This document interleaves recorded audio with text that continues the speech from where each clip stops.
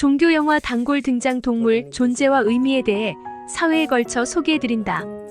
종교와 신화가 어우러져 창조한 수많은 동물들의 존재는 인간의 무한대의 상상력을 단적으로 증명해주고 있는 사례다. 신화학자 진 쿠퍼가 역설한 것처럼 종교, 인간과 그리고 동물과의 관계는 유사 이래 오랜 동안 돈독한 관계를 형성해 오고 있다. 이 때문에 인간과 동물과의 관계는 종교 역사의 출발점과 궤적을 같이 하고 있다는 견해도 제기되고 있다. 종교 혹은 신화를 소재로 한 영화 속에서 묘사되고 있는 다양한 동물의 존재와 의미를 정리해본다. 사회 중 첫 번째. 1. 가고일, 기괴한 머리 모양의 돌을 지칭. 중세 유럽 시절 축조된 고딕 건축물에는 낙수바지용으로 설치된 날개 달린 괴물. 교회 지붕 위에도 날개 달린 괴물의 모습을 하고 있는 돌 형상물을 발견할 수 있는데 그것이 바로 가고일이다. 움직이지 않을 때는 조각상처럼 굳어있지만 일단 움직이면 민첩하게 행동한다. 외부 침입자에게 두려움을 안겨줄 목적으로 외모가 기괴한 형상을 띠고 있다. 목표물을 정하면 죽을 때까지 공격하는 근성을 갖고 있는 것으로 알려져 있다. 낮에는 지붕 위에 앉아 건물을 지키고 있지만 밤에는 이동한다. 심야의 동료들과 어울려 밤하늘을 비행하거나 시냇가나 동굴에 잠시 은둔하기도 한다. 도둑이나 외부 침입자를 차단하기 위한 목적이기 때문에 가고일은 아가리를 한껏 벌리고 곧 달려들 것처럼 몸을 뻗댄 모습으로 처마 끝에 설치된 것을 목격할 수 있다. 켈세이 이간 감독의 가고일 2009에서는 로빈 후드와 같은 도둑떼들이 기승을 부리자 방어와 위협 목적으로 가고일과 같은 상징적인 방어 수단을 설치한다는 어느 형제의 사연을 묘사해주고 있다. 2. 가루다 힌두 성전에서 언급된 황금 색상을 띠고 있는 불사조. 몸통과 다리는 사람의 것과 흡사한 형태를 띠고 있다. 전체적인 색상은 귀품을 풍겨주고 있는 황금색을 갖고 있다. 힌두교에서는 불사조로 여기고 있다. 태양 하늘 승리를 상징하며 만물의 창조자인 동시에 파괴자인 비슈누를 태우고 다니는 것으로 알려져 있다. 어미가 뱀에게 유인돼 노예 생활을 한 적이 있어 가루다와 뱀은 불구대천의 사이다. 런던 빅토리아 박물관에는 힌두교 신들의 신인 비슈누가 아내 락슈미를 동반하고 가루다 등에 타고 세상을 유람하는 전경을 담은 회화. 비슈누와 락슈미를 태운 가루다가 전시돼 있다. 태국 몬톤 아라양쿤 감독이 공개한 판타지물이 가루다. 어느 날 방콕 지하철 운행 시스템이 원인을 알 수 없는 고장을 일으킨다. 사고 원인을 파악하기 위해 심층 조사를 한 끝에 지하철 통로에 수만 년 전에 서식했던 괴물 가루다가 있는 것을 발견한다. 특공대가 투입해 신비로운 조류인 가루다 퇴치 작전에 나서자 이 고대 생물체는 곧바로 터널을 빠져나간다. 일순간 방콕 도심을 공포에 떨게 만들었던 해프닝은 이렇게 해서 종결된다. 3. 고양이, 공경의 수렁으로 빠뜨리는 유혹의 상징물. 네덜란드 화가 핸드릭 골치우스가 그린 아담과 이브에서는 에덴 동산 지혜의 나무 아래에서 매력적인 이브가 건넨 사과를 마지못해 받아든 아담의 모습이 묘사되어 있다. 아담은 이브 없이 구원받기보다는 그녀와 함께 파멸할 것이라는 심정으로 타락한 이브가 넘겨주는 사과를 받아먹는 것이다. 아담의 바로 옆에는 고양이가 웅크리고 앉아있다. 고양이는 흔히 쥐를 잡기 위해 덫을 놓듯이 죄인들의 영혼을 함정에 빠뜨리기 위해서 유혹하는 상징물로 알려져 있다. 대중예술계에서 고양이는 다채롭게 묘사되고 있다. 앤드류 로이드 웨버 작곡의 뮤지컬 캐치에서는 인간 사회 버금갈 정도로 명예, 출세, 그리고 엄격한 질서가 요구되는 다양한 고양이들의 행적을 담아 호기심을 자극시켰다.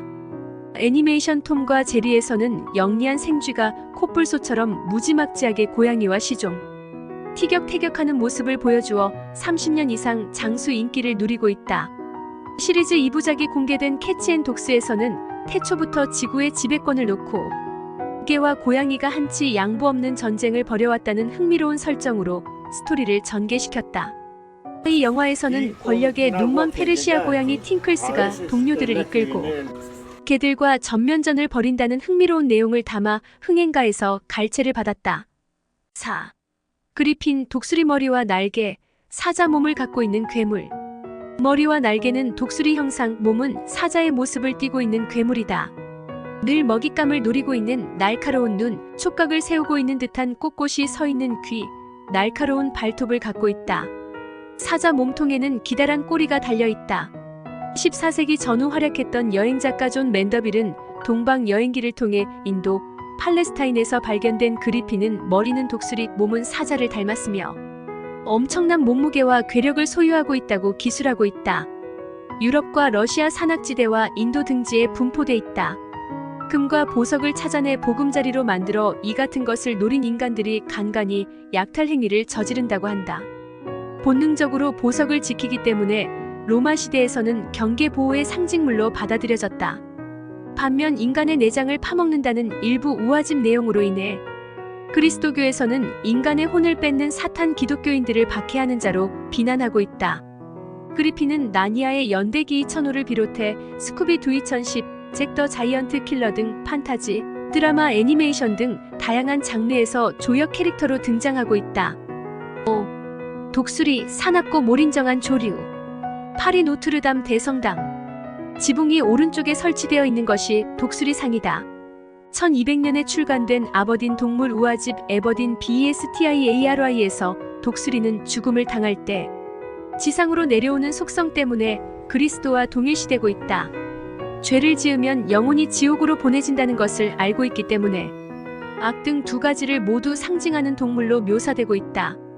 독수리는 사자와 함께 엄청난 힘을 갖고 있는 동물계의 왕으로 대접을 받고 있다. 사납고 잔인해 자신보다 약한 짐승들은 무자비하게 잡아먹는다.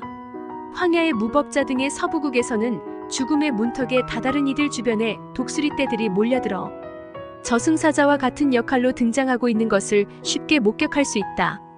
반면 독수리는 미국의 국조로 대접받고 있다.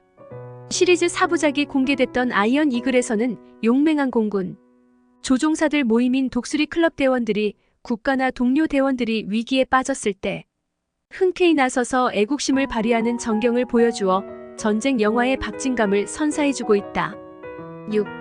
라미아 미녀 얼굴에 하반신은 뱀. 그리스 신화에서 언급된 공주. 뛰어난 미모와 교양을 갖고 있었던 라미아는 바람둥이 제우스에게 사랑의 포로가 되어 아들을 출산한다. 소식을 접한 제우스 조강지처 헤라의 분노는 극에 달해 외도 관계에서 태어난 아들의 목숨을 빼앗는다. 충격을 받은 라미아는 이후 아프리카 늪지에서 괴물로 변한다. 상반신은 애초 그대로 뛰어난 미모를 자랑하고 있었지만 하반신은 뱀의 형상을 하고 있는 섬뜩한 모습으로 돌변한 것이다. 라미아는 인간처럼 말을 하지는 못하고 대신 뱀처럼 혀를 끊임없이 날름거리는 소리를 낸다. 이 소리가 음악 소리처럼 감미로워 사람이나 주변 동물들을 유혹하는 수단으로 사용한다. 마법을 써서 순간적으로 온전한 미녀로 변신을 한다. 이 같은 자태로 여러 남성을 유혹한 뒤 흡혈귀처럼 피를 빨아먹는 것으로 알려졌다. 라미아도 인간에게 원초적인 두려움을 안겨주는 흡혈귀 마녀의 원형 중 하나로 전해져 내려오고 있는 것이다. 카테리나 슬란체바 감독의 라미아. 화가인 다미엔 크리스티안 맥켄리는 어느 날 스튜디오에서 미모의 모델 미리암 첼시 라고스의 사진을 촬영하면서 미스터리한 현상이 펼쳐지는 것을 목격한다. 그것은 꿈인 듯 생시인 듯 다미엔의 눈앞에서는 그리스 신화 라미아의 전설처럼 미모의 미리암이 초자연적인 분위기 속에서 하체는 뱀과 같은 괴물로 변해 있는 것을 목격하게 되는 것이다. 19분짜리 단편물. 치명적 매력이 자칫 파멸을 가져올 수 있다는 공포, 스릴러 설정을 통해 라미아 신화를 떠올려주고 있다. 7. 레모라 잿빛 색깔의 물고기. 머리와 목덜미 주변에 타원형 빨판이 달려있다. 이것을 진공 상태로 만들어서 다른 물체에 달라붙는 것이 특징이다. 선박에 달라붙으면 운행 속도를 늦출 수 있다. 장애물이라는 애칭은 이갓 은서식 태도 때문에 유래됐다. BC 31년 9월 로마의 실권자인 옥타비아누스와 안토니우스가 악티움 전투를 벌인다. 이때 레모라가 당시 클레오파트라에게 푹 빠져있던 안토니우스 부하들의 선박에 달라붙어서 마침내 패배를 한 주요 원인이 됐다고 전해진다. 이갓 은 내용은 플리니우스의 명저 박물지에 기록돼 있다. 리차드 블랙번 감독의 레모라, 아이들의 초자연적 이야기. 부친이 죽어간다는 소식을 듣고 고향을 떠났던 소녀가 집으로 귀환한다. 아버지가 뱀파이어와 마녀 등에 대한 그림을 그려놓은 것을 발견한다. 13세 된 소녀는 부친이 바람난 어머니와 정부를 사살하고 자살을 시도했다는 것을 알게 된다. 후에 목사로부터 소녀릴라는 이 모든 것이 레모라라는 이름을 갖고 있는 중년 부인의 영적 지시로 자행된 것임을 알게 된다. 이 영화에서 레모라는 아내의 외도에 분노한 아버지를 조종해서 평화로운 가정의 운명을 바꾸어 놓는 주범으로 등장한다. 레모나에게 가해진 장애물이라는 지칭을 반추시켜 주었다. 8. 레비아탄, 바다의 위력을 상징하는 거대한 뱀. 땅의 힘을 나타내는 생명체는 베이모스. 하늘은 거대한 새인 지지라면 바다의 힘을 드러내는 것이 거대한 뱀인 레비아탄이다. 구약성서 외전 에녹서에서는 그날 두 사마의 괴물이 분리됐다. 암컷은 레비아탄으로 심해에 살게 될 것이라는 언급이 나온다. 성서 욥기편 40장 25절에서 32절에는 야훼에게 너는 낚시로 레비아탄을 낚을 수 있느냐? 그 혀를 끈으로 맬 수 있느냐? 머리에 작사를 꽂힐 수 있느냐? 손바닥으로 만져만 보아라. 다시는 싸울 생각을 하지 못하리라는 기록이 전해진다. 욥기 41장 26절에는 모든 거만한 것들의 왕이 레비아탄이라고 적혀있다. 영국 철학자 토마스 홉스는 1651년 국가를 레비아탄에 비유해서 명저 레비아탄을 출간한 바 있다. 이 책자를 통해 인간은 인간에 대해서 늑대이다는 명기가 전해지고 있다. 하나의 동물이었지만 암컷은 레비아탄으로 바닷속, 수컷은 베이모스로 분리돼 사막에서 살게 됐다고 한다. 심해와 혼돈을 상징하는 동물이기 때문에 영화가에서는 여름 시장을 겨냥한 해양물의 단골 주인공으로 등장하고 있다. 조지피 코스마토스 감독이 피터 웰러, 리차드 크레나를 기용해서 공개했던 작품이 레비아탄 1989. 해저 자원을 채굴하기 위해 플로리다 근해에서 해저 탐사 중이던 해저 대원들이 침몰한 소련 잠수함 레비아탄을 발견한다. 레비아탄을 조사하던 이들은 새로운 수중 생물을 만들기 위해 유전자 전환 실험을 하다 실패하자 침몰시킨 사실을 알아낸다. 이후 세포 재생력을 갖고 있는 괴물로부터 공격을 당하지만 작은 폭탄을 입안에 넣어 자폭시켜 괴멸시킨다는 과정을 보여주었다. 9.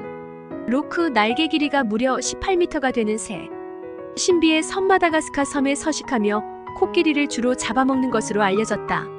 14세기 출간된 천일야화에서는 외딴 섬에 갇혀있게 된 신바드가 어느 날 흰색 원형 지붕이 있는 것을 발견한다. 다음 날은 거대한 구름이 태양을 가리는 것을 지켜본다. 원형 지붕은 바로 로크의 알이었으며 거대 구름의 실체는 바로 로크였다. 신바드는 터번을 풀어 로크의 다리에 몸을 묶는다. 로크 덕분에 산바드는 산 정상으로 옮겨져 섬에 갇혀있는 고립된 생활에서 벗어나게 된다. 이런 구절이 등장한 덕분에 서방 세계에 로크의 실체가 널리 알려지게 된다. 이태리 상인 마르코 폴로도 중국 기행문인 동방견문록을 통해 마다가스카 섬 주민들은 해마다 규칙적으로 몸집이 큰 새가 날아온다고 말하고 있다. 새의 이름은 바로 로크였다.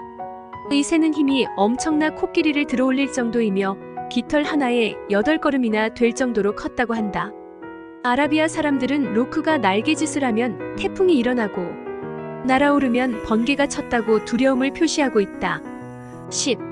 릴리트, 밤을 지배하는 뱀 여신. 히브리 문헌에서는 인류 최초의 여성 이브보다 앞서 존재한 여신으로 릴리트를 언급하고 있다. 밤을 지배하는 뱀의 형상을 띠고 있다.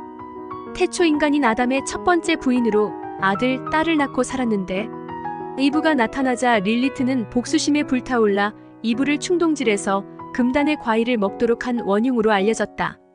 이스라엘 박물관에는 릴리트가 새겨진 페르시아 부적이 전시돼 있다.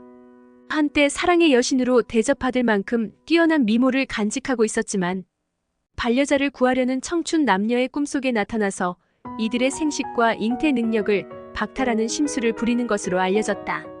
이 때문에 히브리인들이 경전처럼 탐독하고 있는 탈무드에서는 인간은 혼자서 잠들어서는 안 된다.